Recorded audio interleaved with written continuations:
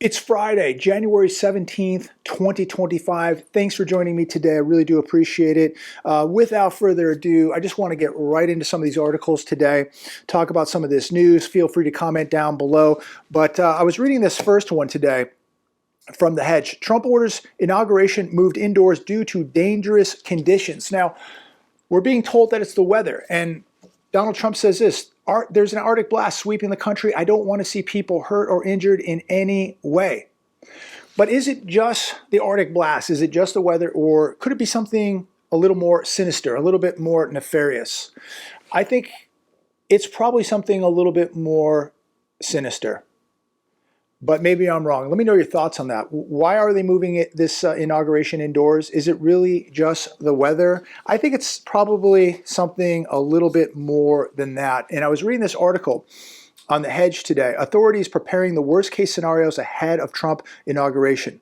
Right now, as I make this video, pilots are scanning DC for nuclear irregularities. Department of Energy helicopters are now conducting scans. Right now, they're conducting scans flying over with helicopters.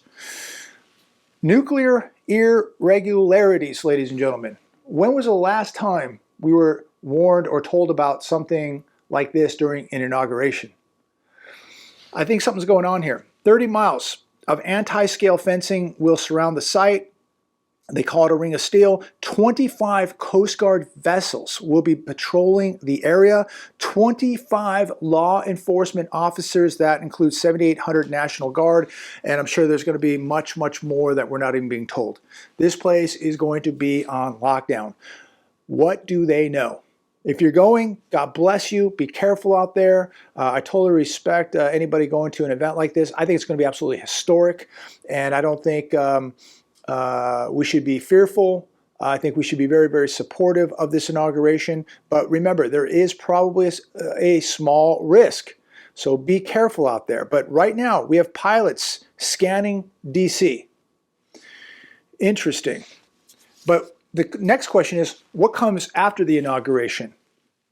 Are we going to see incidents take place after the inauguration against this new president or this president that's coming back?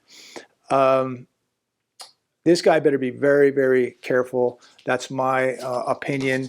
But he's got a lot of enemies here and abroad. He needs to be very, very careful. I hope that, I hope that his security team is really prepared to deal with what they're going to have to deal with, I think, in the next coming years. This guy's got a very, very dangerous job. He's got a lot of enemies, and we should all be praying for this administration and for this new president coming in. Make sure you're praying for this president. Here's another one today from The Hedge. This is a disaster. Fire erupts at California battery storage plant. So we had evacuation orders earlier today. Here we go again, ladies and gentlemen, in the beautiful state of California. Yet another fire. I mean, you can't make this stuff up. So the fire broke out today at the Moss Landing Power Plant in Monterey County. And this is what the Monterey County Supervisor, Glenn Church, had to say. There is no way to sugarcoat it. This is a disaster. This is a disaster. So I was watching some of the videos of this. You can Google this stuff. It's all over the place. It looks like another East Palestine type of event. Massive fireball, toxins in the air, evacuations. Absolute insane video. 3,000 stored, I think, multi-watt batteries at this plant. How many are on fire? I have no idea. But if you see the video, it's very, very disturbing. And think about this plume of smoke, just like East Palestine. These people are evacuating. Now what happens to the soil? What happens to the water? Well, what happens to the air? All this stuff is coming down. How dangerous is this? And what happens 10 years from now? And I do apologize. I haven't mentioned Maui enough, East Palestine, these events. I don't know what's going on in East Palestine right now. I really don't know what's going on in Maui right now. But I know that it's probably not good. Right now, we're paying attention to what's happening in Los Angeles. We still have the Pacific Palisades fire. We have some smaller fires now. Pacific Palisades is about 35, 40% maybe contained. It's still a very, very large fire. And there's going to be a lot of issues with air quality and the toxins that melted. It's just a disaster. It really is. Here's another one today. Burning Teslas add to toxic pollution, delaying LA return. So these cars, these batteries, the Teslas, other electric cars, these batteries burning, very, very toxic. This stuff gets in the air, the particles settle. You don't want to be breathing this stuff. Now, we will be breathing it next week. We're going out there next week to make some donations, boots on the ground, going to film some of this stuff. Hopefully, maybe we'll get some people to talk to us. But we want to go out there like we did after the Helene storm and check it out and just really see what's going on and report back to everybody what we see. But we're going to go there, drop off, 100 pounds of dog food, clothes for people, whatever else we can, get in the car to bring out there. But you got to be really, really careful in these areas. Just like when we were in North Carolina, the Helene storm, they said, don't touch the soil. Dogs were dying because they're, right there on the ground in the dirt. And we were told that dogs were dying and not to touch anything and make sure you shower up when you get back to the hotel. This will probably be the same, but this may even be worse because the amount of fire, destruction, the chemicals that were in the air, these car batteries, the things, the plastics, the metals that burnt. So it's going to, we'll wear a mask, but we're only going to be there for the day, but we wanted to go there. Me and Enrique, make sure to check out Enrique Reacts. We want to go down there and just do something good, help some people out, help some of the dogs and cats out there. We'll try to get some cat food too, drop that off at one of the humane societies, whatever they need. We're going to try to help out a little bit and just really see with our own two eyes what's going on, to just see the devastation and try to talk to a few people. But to me, when you're able to go to a Helene or go to a Los Angeles fire, it changes your perspective. It really makes you think, how did this even happen? Where's the help? Your heart goes out. I'm compassionate for the people, the animals. It just makes you think how quickly things can be taken away. How quickly, as James Wood said, yesterday I'm in my pool swimming. Tomorrow, it's all gone. So how quickly it can all take place. So we're going to check it out. We'll shoot some video, report back to all of you. Here's another one today from The Hedge. The everything bubble suddenly feels unstable. Harris Cooperman, founder of Praetorian Capital. The rule of Ponzi schemes is that they inflate if more capital goes in than comes out. They inflate if more capital comes out than goes in. And they are highly unstable. Using that set of rules, our financial Ponzi scheme is seriously imperiled. And I bring this up because today markets, just sizzling, markets skyrocketing, and the bubble continues to get bigger. We're seeing a return to FOMO. People just have the fear of missing out. Nothing bad can happen. The bubble is getting bigger and bigger.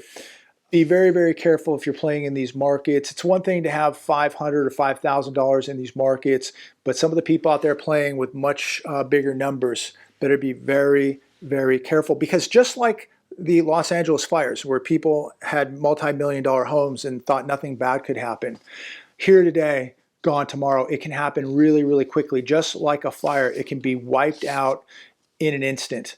And people in these markets who never saw a crash, weren't around during the 2008 financial crisis, they don't realize how fast a fire of this magnitude can break out and just wipe these markets out. And the government doesn't have the ability, I think, that it once did, maybe like back in 2008, to inject the medicine that it did, and it got a response, and it worked to an extent. The medicine is wearing out because they have created so much inflation with so much money printing, devalued the dollar by so much that, yeah, they're going to print money again, but it just isn't going to have the same outcome that it did in 2008. And at the end of the day, the outcome of 2008 is where we're at today with inflation, possibly stagflation, and a country that is $36+ trillion in debt, and a dollar that has lost 98% of its purchasing power, and people now can't even go to a grocery store without having a heart attack because they cannot believe what they're paying. Eggs up over 38% year over year. So be very, very careful out there. Daily Mail, investor who predicted dot-com crash issues chilling 3-word warning as another market storm brews. Howard Marks, one of the most respected value investors, pointed out cautionary signs in the stock market. He says, we see a lot of highly irrational exuberance, outright adoration of the subject companies or assets, and a belief that they can't miss. Massive fear of being left behind if one fails to participate. There's no price too high. That's the mentality today. It's the FOMO. Everybody's doing it. My friends are doing it. Everybody on the television's telling me to do it. I got to do it. And a lot of these people who are doing this cannot afford to be doing this, because if they take losses, they are done. Game over. So if you're one of these people and you're gambling, be careful. If you can't afford to lose it, if you can't afford to gamble, ladies and gentlemen, you should not be doing this. Here's another one today on The Hedge by Peter Schiff. If we have such a strong economy, why are so many Americans struggling? That's a great question. Why are so many Americans so indebted? Why are they so cash poor? Why are they so desperate? 10-year bond yield just hit 4.8% a couple days ago. They've pushed it down. I think we're at about, 4.6 today. The Fed obviously had to jump in and buy it all up. It's the only way, that the bond yield went from 4.8 to 4.6. And how are they doing this? They have to print more money. Isn't that inflationary? What's the plan for stagflation? When they asked Jerome Powell that, our plan is to not have it. That's not a very, very good plan. And I think that we're going to see a big possibility of stagflation in this country. So how will Americans protect themselves, whether it's stagflation or more inflation, economic collapse, depression, massive recession? How is the average American going to protect themselves? Here's the answer. They're not going to be able to protect themselves. Why is that? Well, they don't have any money. They save no money. 80% are living paycheck to paycheck while becoming increasingly over indebted. $1.17 trillion of credit card debt. Look at auto debt. Look at student loan debt. So while Americans struggle, they will continue to watch their tax dollars be donated to Ukraine. The food lines will get longer. The U.S. debt is going to get bigger. Inflation is going to rise. The fires in California continue to burn. Infrastructure across this country continues to crumble. And your paycheck continues to dwindle as you work 2 to 3 jobs. This is what we're going to see, ladies and gentlemen, in 2025. And look, I'm optimistic. I'm praying. I'm glad we have a new administration coming in. But I really wonder if this administration is even aware of how bad this really is. I don't think they really understand how bad it is. And they're going to find out very, very quickly once they get in there the damage that has been done. It's going to be too late for most people. People continue to write me and comment. I'm telling people to buy, a good quality knife that cost, too much money for the average person, I guess. Buy gold, buy silver. That's too much money for the average person. The average person that's broke, they're probably done. It's probably too late. I guess I'm talking to the person that isn't average, the person that still has a chance, the person that still has some capital, the person that can still, prep, the person that can still afford to go buy some emergency food, the person that can go buy assets. That's who I'm talking to.